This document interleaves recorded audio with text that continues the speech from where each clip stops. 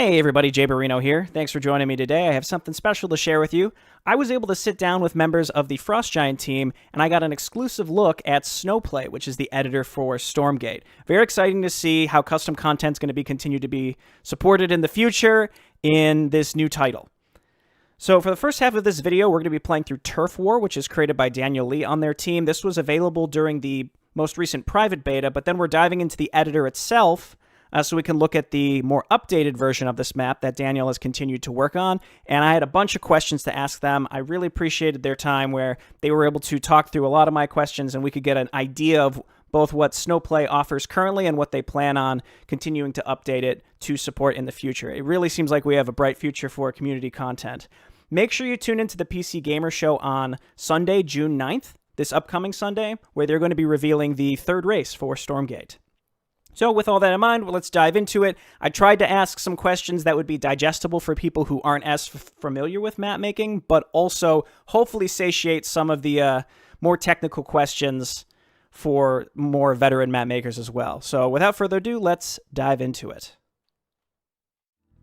All right, and I'm here joined today by two folks from Frost Giant Studios. Thanks for joining me today. Daniel Lee, can you introduce yourself? Hey. I'm Daniel Lee. I'm a QA analyst over at Frost Giant Studios. Been working there for about 1 year now. And I'm the creator of the Turf War map, which is a custom co-op map you guys might have played during the Frigate playtest. And then also Chris Culp, who is our Infernal player on the team. Yeah, thanks for having us on. And I'm in the publishing team, so I make videos and trailers and stuff. Very excited to be able to contribute to Stormgate and excited to see it coming out very soon. There is, on our side, you might be able to see in the middle bottom left, we have our own boss, a big old renegade bruiser. Let me ping him real fast. Got it. And we have to protect him while trying to take down the enemy's enemy bruiser, which would be over here. So it's very MOBA-like, as in every player starts off in their own lane and has to take down enemy defenses along the way to try and push towards the enemy base. So it sort of seems like the bases or the economy in like macro is pretty simplified, and like we only get one base, so there's not too much to worry about there. Yeah, one of the goals I had in mind when creating this map was to try and make it so that anyone newer to the RTS genre, particularly mobile players, would be able to jump in and feel comfortable starting off right away. So one of the ways I did that was, well, with the allied waves, you can see that we have like a kind of brawl going on between our minions and the enemy minions. That helps you that helps players not worry if they're falling behind. They still have their like ally AI supporting them. And the one base makes it so that they're not, super concerned about having to expand, keep up with their production. They can only focus on their one base to help ease up that burden. So how long would you say a map like this took you to put together in the current state of the game?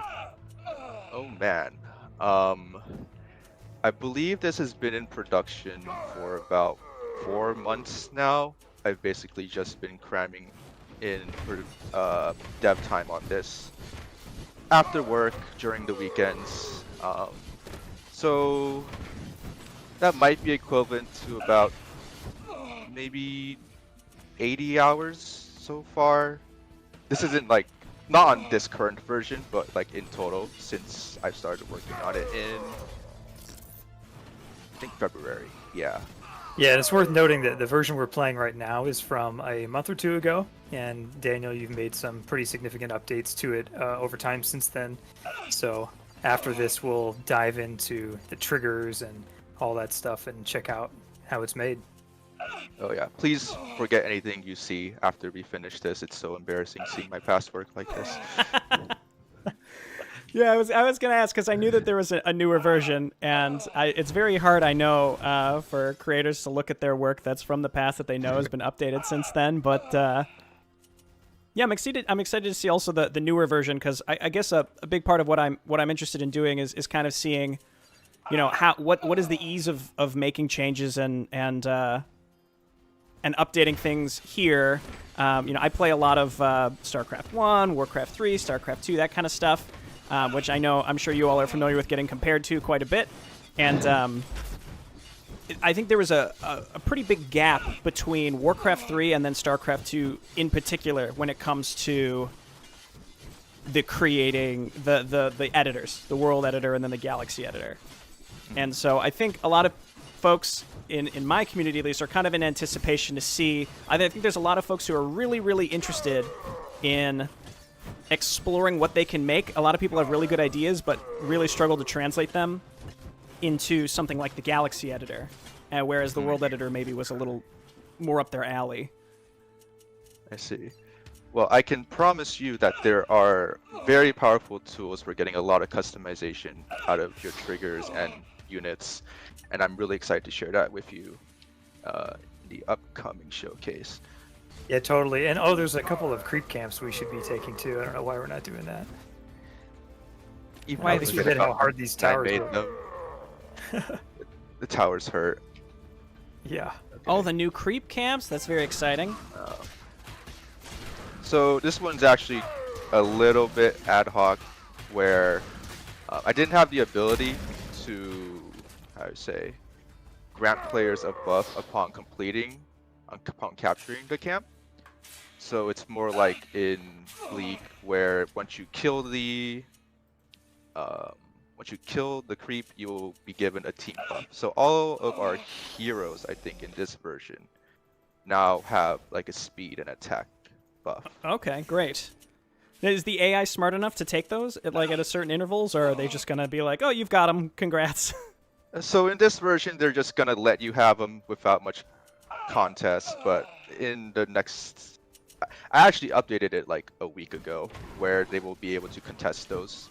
It's for a more like engaging experience. One of the feelings I wanted to give players to this map was the feeling of fighting against like enemy heroes and champions that knew how to strategize, because one of the fun parts of MOBAs, for me at least, is like every time you're fighting against a player, you don't know what to expect, what they could do. Let's see. I'm still working my way through all the structures to make sure I know what I'm building. I'm probably pretty behind, but I'm getting there. Ooh, Hey, you're thank you handling for your lane pretty good, so.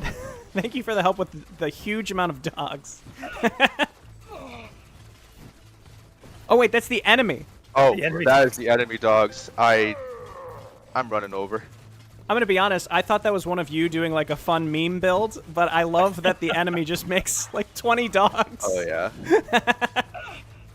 It's hilarious. So every, I think 5 minutes I've set it to, the enemy will send out like a specialized group of like infantry, mechs, or in this case 20 dogs at you to try and create like a fun event. Like, holy crap, I didn't expect that. They just come rushing out, So are those is what happens every 5 minutes specific, or is it from like a roll that's random? It's a roll. So I have the ability to pick out like, hey, once this timer expires, I want you to pick out from these 4 triggers to run. I did by like generating a random number and doing a if statement to figure out which one it wants to go to. Yeah, I'm gonna come help you up here. Hopefully the mid looks like they can handle it. Okay. See if I'll we can hold take down this the tower fort. out, maybe. So I'm still You level betcha. 1. Is that okay, or am I behind? I'm not sure what to judge myself against here. So levels are separate from like in-game levels. You will level your commander outside, where like once you complete a co-op mission, you'll gain some XP and unlock more stuff, rather than your individual hero level. Gotcha. I feel like I knew that, but I was concerned. I'm like focused on the game. I'm like, I want to ask editor questions, but at the same time, I don't want to look like a fool. Don't worry about it. And that is one functionality we do have, which is saving data, between maps on I believe it's a per account basis. So I think this will be something that eventually, modders will have access to and stuff like that. So pretty cool. Great. Yeah, I mean, from my perspective, I play a lot of single-player type scenarios and stuff like that, and a huge part of that, something that makes it feel like a story. I mean, it's not just single-player campaign stuff, but like a lot of arcade maps, they want to save some sort of meta progress, and yeah, bank data is really important to do that. Is that something? Do you know if you all plan on saving server side, or is that going to be something locally saved? I think in the past it's always been local. That is a good question. I don't know if I have an official answer on that. I want to say I believe they're looking into doing it server side, but can't confirm that. Gotcha. Yeah, and looking at we got an answer to bank data earlier, and sort of a little more detail on that is that we do save data between maps, and we have that supported and built in right now for campaigns.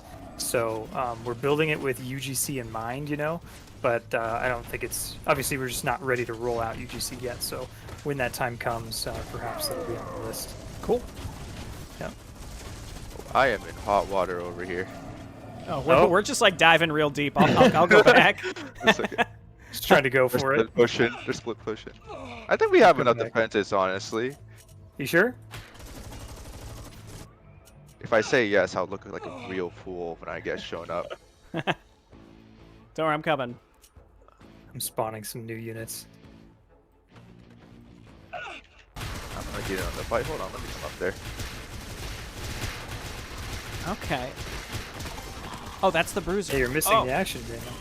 Oh my god. I'm playing defense all this time. I think if I, in real life, if I came across something like this Renegade Bruiser, my last instinct would be to run up and hit it with a hammer. I would be running the other direction, personally. I do like how there are built-in taunts, too. It adds the personality, for sure.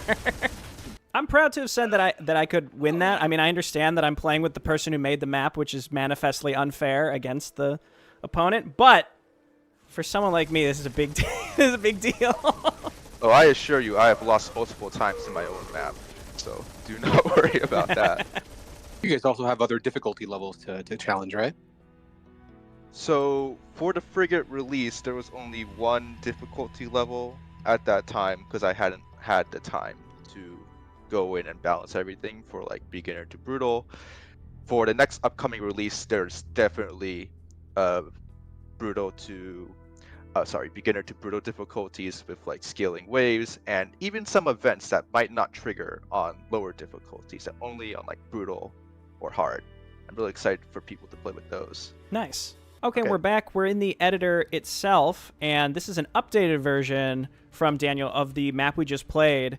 I just want to remind folks that the version we played and this newer version, this is all made within the editor tool itself that will be eventually made available after early access releases for people to make this stuff themselves, which is really exciting that people have just more freedom to make new stuff. So do you want to take us through a little bit of the updates to the map and how they work in the editor? Oh man, there's a lot of updates. But first and foremost, it looks a lot better now. It just looks a lot better. I spent a lot of time trying to beautify it. I was able to change the layout of the end. If you played before, you might remember that there was like a big pit in the middle. I was able to use a terrain tool, just kind of flatten that out, make that more spacious for players to engage the final boss. I think to showcase more of the cooler changes, I will actually head into game. So from here in the editor, you can quickly just jump into a simulation of the game by hitting F12. It's going to take a second to load. Can I just point out that I do love how the turrets are just like trash heaps? Oh yes, I've actually made those myself. I just took a bunch of trash and stuck it together. What do we have? And now you can listen to my VO I made using my office mic at 10 p.m. in the office.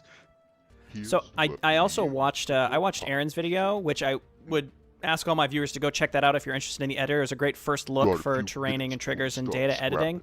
I really liked the paintbrush options for the terraining. How would you, for someone who's worked in this, how would you describe the terraining? Like I myself am always feeling turned off a bit by the terraining element of map making. How would you describe the ease of use of the brushes?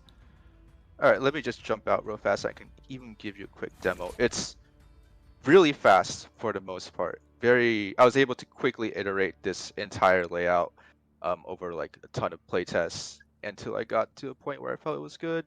So let's just pick maybe this side. Don't worry, I can just remove these changes later. So we have the cliff editor right here that lets me like, hey, I want to raise up a point. I can increase the size of the brushes. I can even change the shape of the brushes to be like more round, triangular, however you want it. Not triangular, but different rotation. If I want to say flatten an area, like, oh, I don't like all these different elevations, I just want one smooth plane, I can take the flatten brush, click on a level that I want, and just smooth out this entire area. Can move things down, further down, even create a gaping black abyss. Raise that back up. So it's really fast, really easy. I was able to like make this border around here super fast. I was just kind of drawing and I was like, looks good, and moved on. And then we have the ramps, which are a little more finicky. Looks best if it's on like a 45-degree angle. I can kind of paint that there. Ooh, ignore that. And then you can kind of paint corners, but that's still a work in progress. So for the most part though, if you're like painting on like a straight side, you can get these ramps that are like they're like pretty seamless. Over here I have some smaller ramps, which is like, two block wide, just go down and up. So I would say that training for the most part is very easy to do. Want to go into the more cosmetic sides, we have textures you can pick out from. Quickly just throw down some awesome pretty textures. We've seen that they blend really nice as well. If the Oh, intensity yeah. is lowered, yeah, that's So kind of here's the the using the height intensity. maps. Yeah, so if this is the intensity slider, you can I need to make it a little bit stronger. Yeah, you can change the Okay. intensity to give yourself a little bit more control on how it blends with the other textures, so that's not as harsh as like one texture starts and one texture ends. You can easily change the size of it. You can even, so if you're like, I don't really like this like primary color on my floor, I can just sweep all over that very easily. Mm-hmm. Well, I What noticed else? this desert tile set as well. That was something I saw from the April update from Tim Morton, which is more tile sets in the works as well. One thing I was kind of curious about is that I don't think we really saw the ability to do in the past is, could we implement multiple tile sets on the same map segments? Yes, you can. You can create your own tile sets. Here we see we have like the tile set data.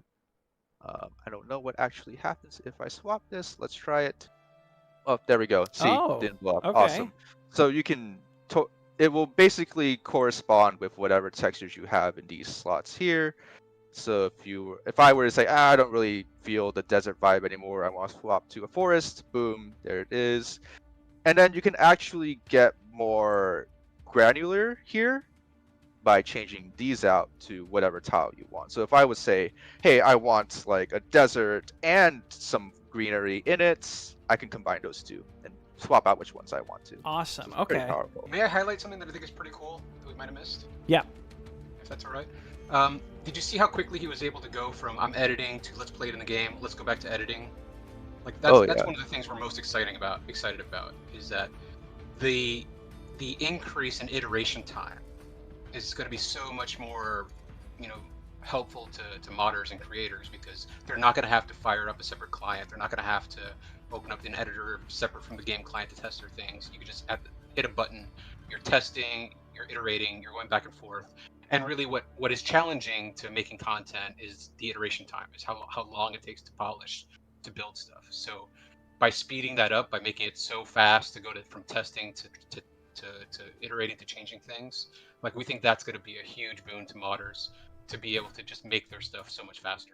Yeah, I'm glad you brought that up because some of the people that I know that they express, as they make more and more complex maps, having to open a separate client, test the document, it's even just saving a small change because of the amount of data that's already in there, it becomes untenable. So yeah, being able to flip back and forth like that really is excellent. Yeah, it just takes a couple seconds to go from editor to in-game. Makes things really easy to just say, hey, what if this happens? What if I change this? Oh, this is broken, and maybe this fixes it, right? Very easy to do that. The big thanks to our engineering team for making progress on that. Yeah.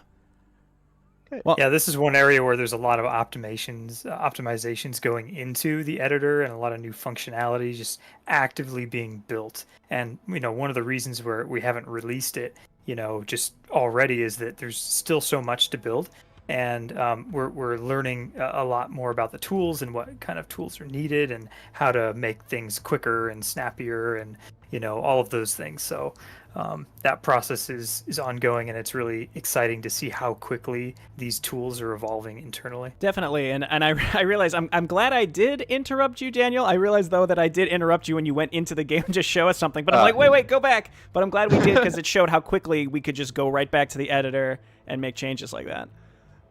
Yeah. So if we want a quick clip of that again, so I just pressed it. Just gonna take maybe like 5-6 seconds. Boom. And we're back in. If I had to wait like 2 minutes every single time, I think I would have gone insane. So this speed is incredible. One of the biggest strengths of our editor. Fantastic. Help me If I take could down add, the I think the renegade most clan, powerful tool we and I'll can give let you modders leave here is their own one time. piece. Like their expertise, their creativity, any time we can give them, any time savers we can give them, is only going to help create Not that better you have products, much of a choice. better modders. Here's Yep. what be you. I completely agree, and it's kind of what I was mentioning earlier, which I felt like there was a level of complexity that was Got a added few between the minutes World before Editor we and the start Galaxy scrapping. Editor, but it was almost to Now the point get where to it. learning it required so much time that I think so many people had so many ideas they were so excited to implement, and they opened the editor for the first time, and they're like, I have no idea where to start. And then that was kind of the start and end of it. But when I look at this editor, it's a little more reminiscent of the World Editor, but I get the impression, especially with what I was looking at when I saw Aaron's showcase as well, that there's a lot of potential for a lot more depth, but also ease of use. And I think combining those two things is super important.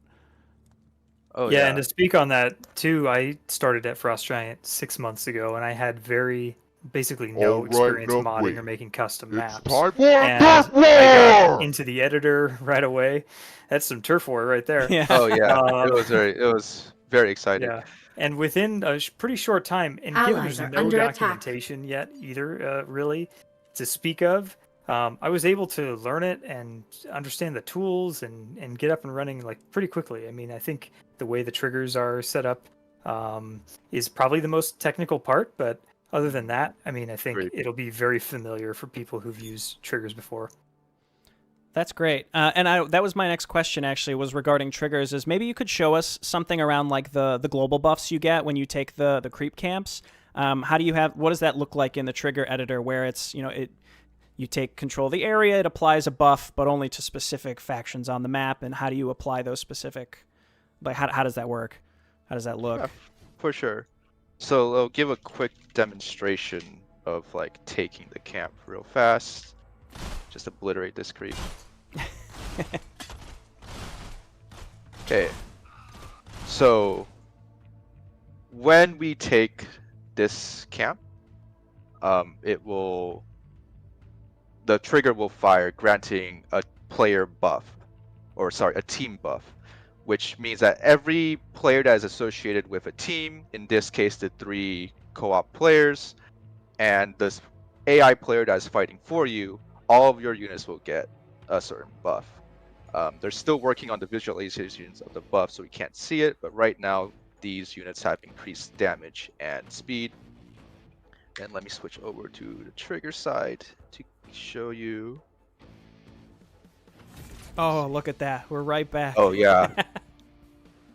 It's so good. So this is the trigger view, and we can see this is the Turf War folder. So these are all the triggers specific to my map.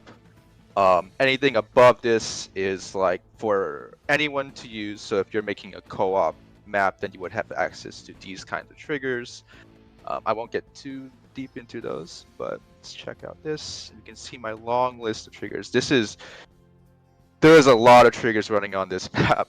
The hardest part is staying organized with yourself and remembering where everything is. I think I might have just discovered my own bug. Oh dear. Okay. So, sorry, it's not a team buff, it is a player buff, right? So, the way I've checked this is if any unit dies, and I have a condition that says this, if that unit is this specific kind of unit. So we're gonna go back here. The health regen capture point is using a certain kind of slime unit. If that specific unit dies, then these actions will fire. So the triggers are really powerful in that you can listen for like a lot of different events. Like, oh, if this unit dies, if this ability is cast, if this unit changes allegiances. So we can even take a peek. If I open the editor, the events log, you can see there's a lot of different ways you can be like, hey, I want this trigger to fire on this specific event. And here we have the action. So you probably might be familiar with this already, but you can create different actions. In this case, I have a player buff apply action, and it's kind of like, I would say it's very close to a visual scripting tool. It's a little bit more heavier into like the granularity of scripting, but you can say like, hey, I want you to apply a buff, and it will give you, when you select this field, a list of all the buffs you have available to you. So in this case, I selected a player buff. It will tell me, hey, these are all the player buffs you have available. You can pick up what you want. So if I want to change that from the player heal buff to, let's just pick one, speed kills, why not? Boom, it's there and it's ready to go. I can change the stacks. So here I can change it. I can hard code a value as well. If I want to say, hey, give me one stack of this, boom, it's easy. I can also select from a list of variables to say if like, hey, I want this to be more dynamic. If I want, let's say this creep has died like 3 times already and I want it to be stronger, we can give you 3 stacks instead if I keep track of like the creep count. So lots and lots of ways to like move data around and get it things like working how you want them. Really powerful. And I have a combo question. This is trigger related, but also going back to the April update, I had read about weather effects and then a day-night cycle. And I'm wondering, are these things that are just sort of built into maps like with an on-off switch, or is this something that we could use with triggers to do some wacky things?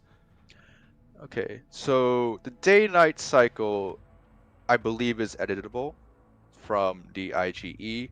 I have not experimented with that, so I'm sorry I can't give more details. I can chime in a little there because I've used it a bit, and it's a pretty cool system that we have set up for day-night cycle. And basically, there's a little widget in the editor.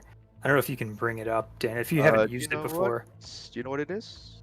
I think right now there's a Unreal widget that you have to enable first, and then it pops up like right next to.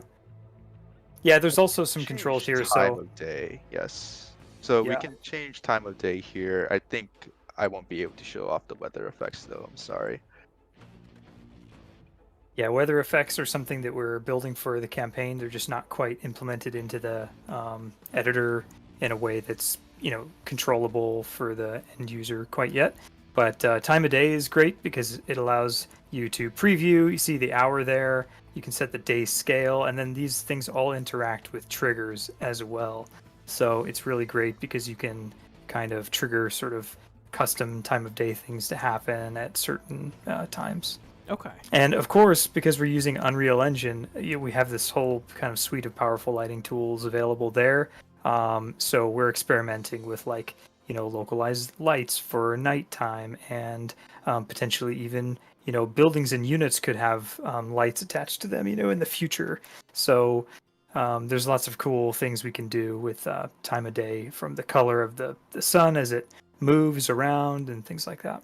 Okay. So it's you can use triggering to really even just show like change visual things on the map in that way. That's really interesting. Yep, totally. More triggering questions. This one is very near and dear to my heart, but when it comes to scripting what non-playable factions, units, what have you do, how they behave, I feel like this has acted differently in pretty much every real-time strategy I've ever played, and how you can control that in the editor is different in every game I've ever played. I was wondering if one or both of you could comment on just your thoughts on the AI, or I guess the computer players. Saying AI is weird in 2024 because it's like kind of a real thing, but we always refer to it as the AI player. Can you kind of explain how that works with like a melee AI versus like a campaign AI script, which I know we can't get too into, but I'm curious your thoughts. So there are two parts to the AI question. So one, there is like in every map you can set an AI and kind of configure it to say to certain goals. I myself have not played with this, but from what I know, you can set it to be like, hey, do I want this AI to be aggressive? What do I want its goal to be? Do I want it to expand, defend, attack the player? And you can set that for any map really, and have the AI command its units. The thing that you might really be interested in is the AI abilities.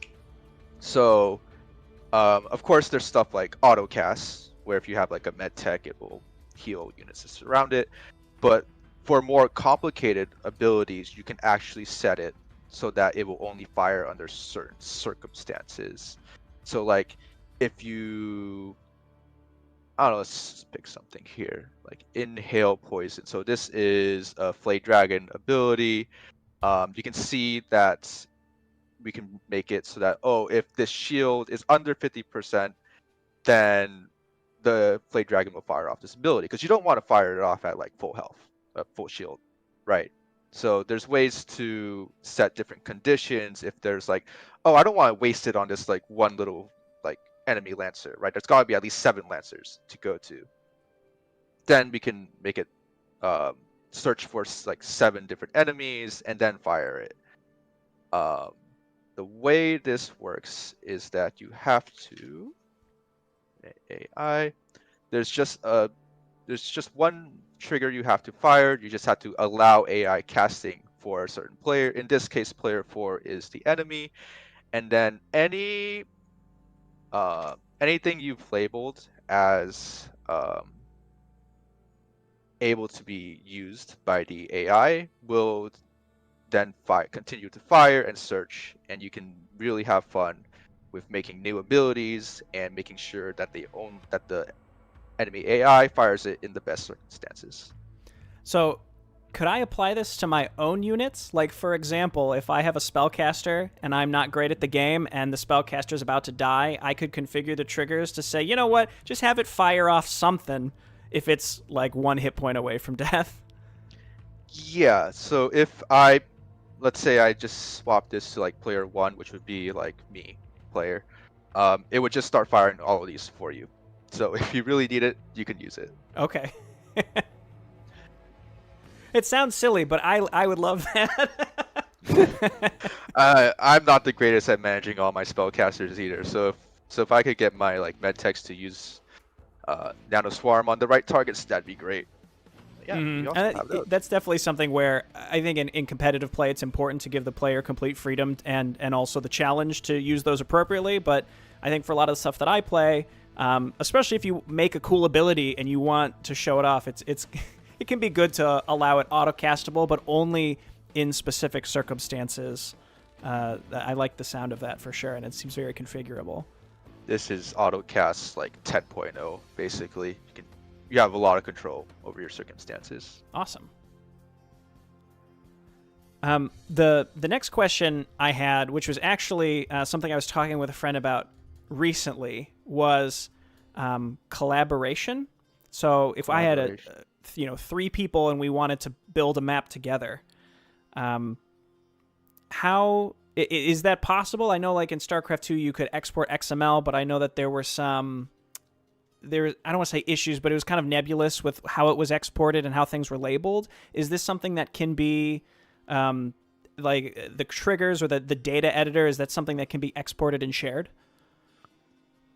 Yes, all this data is written out to JSON files. So if I were to say like, hey, I made a new piece of data, right, then I could export that. But it's not what we really do here. I don't think I've ever had to do that. But It's it's built in mind for like source control and Git to be friendly, so that people could collaborate. So that's kind of the idea behind us building it this way. However, we haven't really sort of built out the system yet to figure out how do modders interact with it. So yeah, hope that makes sense. But for example, if you edit one of these abilities or a unit, that's saved to an individual file, and so those changes can be tracked and things like that. Gotcha. Yeah. Yeah, that's great. I mean, the question, how do modders interact in a general sense, is one that's not really been fully answered yet. But no, this is I think this is a big step forward. If it's something that is shareable and readable, that's a big help, because I think especially combined with being able to open this back and forth between the editor and in game, but then also the ability to share it between people. When you had mentioned, when Gerald mentioned saving time, that is definitely a huge avenue, because a lot of the biggest projects that I've played have been made by multiple people, and the way that they have to work together is quite a challenge across the different games that I've seen. And this seems like it will streamline that, has the potential to streamline that a lot. It's hard to say how we'll implement that. I just wanted to add that, we're in a dev environment, of course, but we're using the IGE, and sometimes we have 5-6+ people working on a map at any given time, and there's people doing pathing over here and terrain over there, or there's people doing trigger work and data work, and it's all kind of happening at the same time. So it's very exciting to see that, and hopefully those tools will end up, functional for modders. Awesome. Yeah, there is some separation here where you can be like, hey, I want to work on the terrain, right? You would be totally safe to work on all the terrain, put the stuff down here, and if someone else wants to, like, hey, I want to work on triggers, it'd be, for the most part, okay for you to work on that separately. You just have to be careful about not stepping on each other's toes. Mm-hmm. Can you show me, like, since we're looking at abilities, like triggered abilities, could you show me maybe something in the data editor about like changing an ability, like how an ability looks or what it uses for like a damage type or something like that? Okay, big question. So let's take a look at one of my custom units that I've made. So this Cleaver Hero, where are you? One Eye Clive, there he is. So this is a unit that I've created. Basically, I've duplicated one of the existing units and gave it its own parameters and abilities. So if you want to add an ability to a unit, you would have to go into the aptly named ability list, and you just have to press this plus button and put an ability there. Can't guarantee it's gonna work properly for the unit you put it on, but you can put any ability you've made here. And then you have to go down to the command list here to also set it in the same spot. This is like the command card section. So this is like, hey, I want this ability to show up in the bottom row in the second slot. That's where you would put it, right? But that's all you need to add an ability to a unit. Okay, that was... You said it was a complex question. I was going to say that was a lot faster than I expected. There's like, if you wanted me to go into making the ability, then we can get into the nitty gritty. Sure. But that is something that can be done. You could make an ability and then adding it to the unit seems like it's the pretty easy part. Oh yeah, just like if I wanted to make a medtech, I don't know. What do we have here? Have like the Vulcan jump jets. That'd be pretty easy. It wouldn't really look right because there's a little bit more of like VFX and stuff, but you could totally make a medtech, just do a jump jet. And then what else do we have? We have, let me show off the auto casting for heroes here. So I'm gonna create an enemy hero. Cleaver hero 1-4. So we have an enemy hero here, right? I cannot control him. Oh, he's scrapping. Okay. But he will now cast his heal once he reaches a certain percentage of health. I hope so.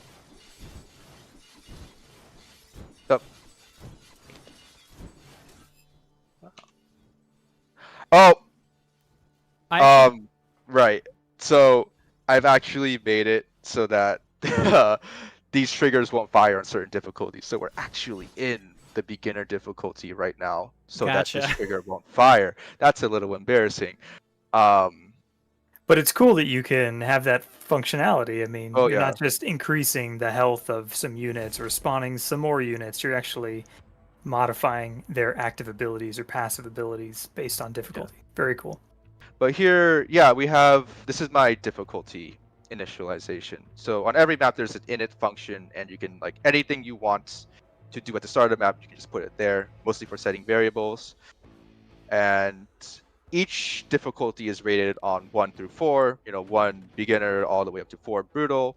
And the way I've configured it here is that, hey, if your difficulty is like here, if your difficulty is normal or below, so 2 or 1, then I'm going to disable these abilities. So here, this is the trigger that would have played the heal if I had set my difficulty higher.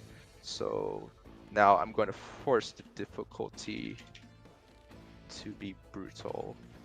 You can also turn off and on triggers really easily. So like, hey, I don't want this to fire once it's fired once. You can just turn it off right after. If you're debugging, like this is a debug trigger for myself. I don't want to force brutal difficulty to players when this goes live, so it's going to be disabled when it does. But I'm going to force difficulty to be brutal right now. I'm going to go back, and then everything will be unlocked. And for Turf War particular, there are certain triggers that won't fire unless you're above a certain difficulty. For example, in normal difficulty and below, your enemy will remain the same in terms of their passives. Like, they won't be able to unlock their passives, so they won't get items. But in hard and above, they'll start getting items, so that the mechanic kind of shifts and changes once you go higher and allows for more interesting gameplay. You can see he's going to start casting. So that's his cluster bomb ability, that he will only fire on difficulty brutal, or if we ever get above brutal. And then after he reaches a certain health percentage, bro's not even going to need to heal. He's cracked. I guess so. Look at him go. He's cracked. Let's kind of force him down. Okay, maybe he doesn't want to heal. Maybe I've bugged that.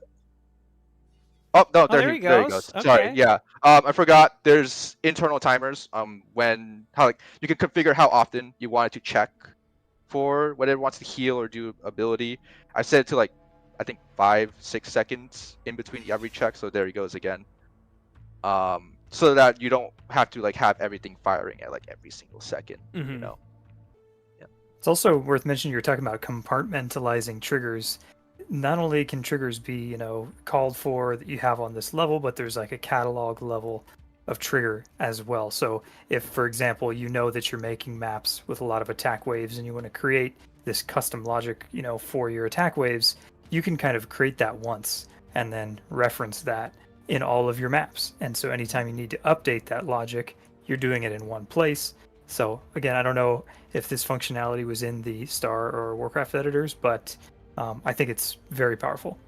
Yeah, you can see the higher level catalogs up here. So your map is like on the lowest level, so that you aren't like interfering with anyone else's work. Sure. But if you want something else that's like spread across multiple levels, like Chris said, you can put them in one of these higher level catalogs so that everyone else can reference them. So that's a good example of something that it was in the Galaxy editor for StarCraft 2, but that kind of thing would slow down your map tremendously to do iterative work. So to see that you can load these together like this and then swap back and forth is a really big step. And then, yeah, being able to sort of nestle your, just have nested, mods and then kind of like an individual map at the bottom that can reference the earlier, the higher tier functions is really great. There are a lot of triggers that, again, the biggest challenge is to try and keep them all straight. Yeah. This is the init trigger, which is like the heart of your map. This is where you want to, like, hey, I want you to choose my faction. I want you to start like this timer. This is basically just fires the second you start the map, and you would. Well, I'm not sure how anyone else does it, but I like to keep everything like running through this heartbeat right here. Yeah, like you had mentioned, it's a lot about organization, but I think that we leave that to the creators. But the important thing, I think, through all of this is that you all will be providing this, and also from my perspective, this seems like it's a really solid foundation that can further be expanded on. Like, this contains a lot of functionality that I know folks already want. There are improvements in this from the world editor for sure. Like I had watched in Aaron's video, like the tree, the way to diversify the trees, things like that. Like that's a great function. It's something that might seem so simple, but it's little things like that, and just giving the players that freedom that this already has, even in the state that it's in, and something that will continue to be built upon. It really means a lot to me, and I know that it must mean a lot to you all, because you're providing it to us, and you're giving players the ability to add a lot of longevity to the game on their own by creating their own communities and creating all sorts of stuff. For sure. I mean, I personally can't wait to see what the players dream up. It's worth noting that I was able to figure out this by myself. For the most part, it was pretty easy for me to jump in and be like, okay, what do I do? I had the ability to like reference stuff that people had already made and kind of just like reverse engineer it, but there was nothing that was like mind-bogglingly like confusing to me onboarding myself into this. Mm-hmm. So I'm really excited for you guys to get your hands on this and learn it. And the engineering team is making constant updates to this. Like what I believe I started checking this stuff out like 8 months ago, is nowhere near the level of what they've created now. So it's only going to get better from here. That's great to hear. There is one more thing. Okay. I want to show you guys, and I believe it's an upgrade from previous editors you may be familiar with. This is our ability editor. So this will actually help you visualize any like new ability that you've created and like the tree effects that it has. So let's take that rallying cry, that heal ability that the Cleaver hero had, and you can see that all the effects are neatly arranged and like where is it located, what calls what.